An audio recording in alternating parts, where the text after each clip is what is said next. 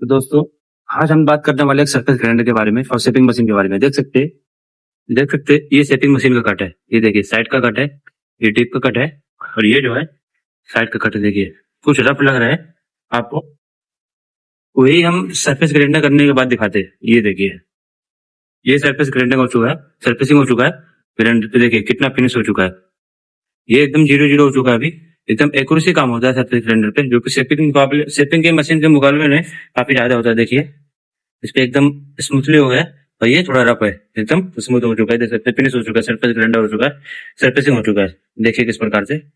तो यही फर्क रहता है शेपिंग मशीन और सरफेस ग्राइंडर में। तो वीडियो अच्छी लगी लाइक करो।